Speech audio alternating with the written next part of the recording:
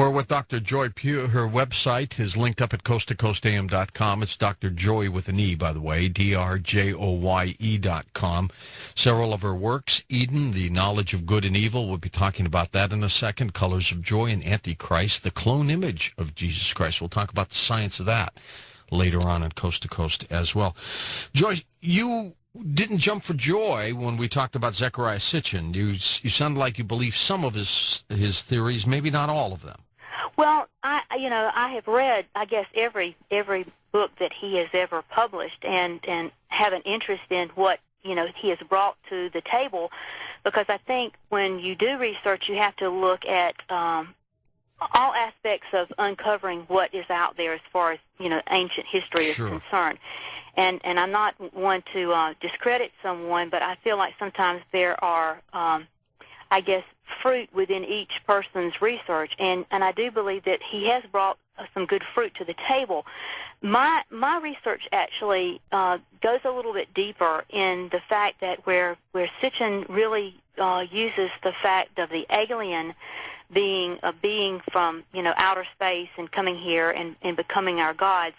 I go a little bit deeper into this, where I feel like that there may be a better understanding as to exactly what those beings were, and of course it takes on a better meaning if you look at what the biblical account states in regard to the sons of God coming against the daughters of man and producing what was called giants. Sure.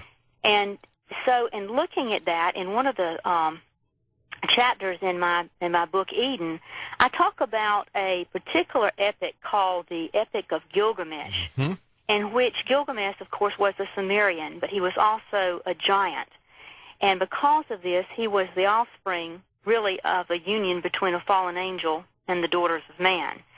And when we look closely at this particular epic, we find that the intent was that Gilgamesh wanted to find the key to eternal life, in other words, eternal flesh, because as a fallen being, his spirit, if it was already in a fallen state, could not go anywhere. It would actually, when he died or his flesh died, that spirit would walk the earth because it did not have a habitation.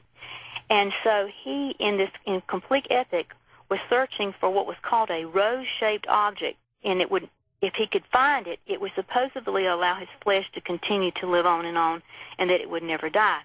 Now, the gods that he called were the Anunnaki. And, of course, I feel like that was exactly Lucifer and the fallen angel. So that's where, really, Zecharia and I separate, our understanding of what was going on. But I do feel like that the fact that the Epic of Gilgamesh tells us a little bit more about the seven sages, that they came from the sea wearing fish skins. They were half man and half fish, and that they had somehow survived a terrible flood, and of course, then all of a sudden the Sumerians came about and had capabilities that really transcended where they should have been. In other words, there was a complete explosion of a civilization that you would think after some terrible catastrophe, how in the world could they have blossomed right, and learn to do the types of things that they did. That someone had to be the teachers of man. Do you think these descriptions of these ancients, Joy, was pretty accurate? I mean, do you really believe they were fish-type people? The thing that really makes me believe that is that, we in our record, in our historic record, we have dinosaurs, and, those were some of the most crudest, big, ugly beings that, and just, I don't even like to really go too much to the museum and stand and look at one that they've, just re-put back together, because you're thinking, what if you had encountered that as a human? So I fully believe, because of just the look of the dinosaurs, that, what we have traditionally, I think, have been taught in school as mythology, I'm afraid that, from my research, what I've uncovered is that is really not fake, that those creatures were, in fact, real. And we are coming into the day right now with, biogenetics. And I, of course, in my book Eden, I really go into the biogenetics and the splicing of genes and that kind of thing. We're already seeing the capability to mix, and match. No credible doctor would do some of the things that we know are going on. Mixing humans and animals now. Oh yes. When you start talking about doing this, I mean, this is just like the movie The Island of Dr. Moreau. Yeah.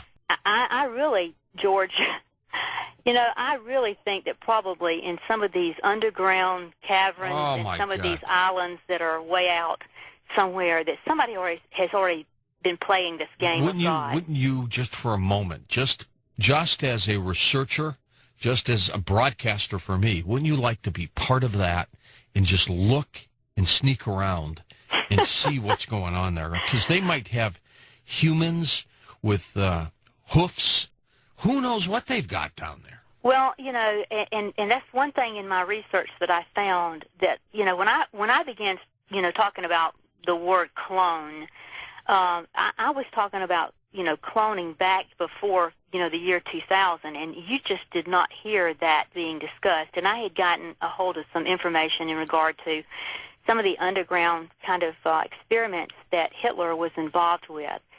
And, there was already this play similar to what Gilgamesh was looking for. There was this understanding of trying to find a divine spark to be able to keep flesh alive indefinitely, so that, one, you did not die, you could stay in the material body, and the fact that in doing that you could create the perfect or perfected being. And that really was what the drive of the underground scientists were in regard to, Hitler and all the money that he was getting and pouring into that.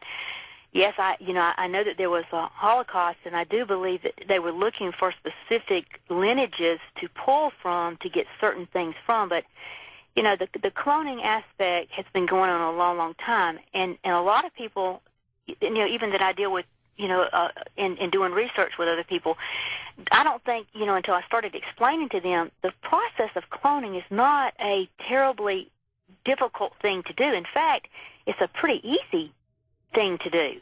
And it can actually be done in a high school laboratory as long as you've got accessibility to what you need. So it's not something that's really, really difficult. And I think that, in looking at how long, let's just say years ago, when they took the first cancerous tumor out of a woman, they were able to put, that in a petri dish, and as long as they fed it certain proteins, that tumor is still alive. So, in looking at some of the secret societies and some of the things that were being done underground with Hitler, you just can put two and two together, that if they could already keep flesh alive indefinitely in a petri dish, then you start mixing things together. The sky is the limit. And if there's no one sitting there going, well, there is a law that you don't need to be doing this, I hate to say it, they've probably got a lot of things like you were talking about with people with hoofs and people that are half this and half that, because I truly believe that the mythological characters that we see all over, historical record, and especially those that were in the Egyptian, days, and they're, walking around and printing it all over, their particular structures, they don't look like they had, to me it does not look like a mask. It does not look like they were wearing some strange headgear, because the head, if they had a human head, they couldn't have got it into the head that they've got on their body. So I think that we're actually taking a science that probably existed back before the flood, and it came through the flood in some way, and I try to show how it did through the lineage of Ham, that was Noah's son. But I do think that the Egyptians, if you look at the elongated craniums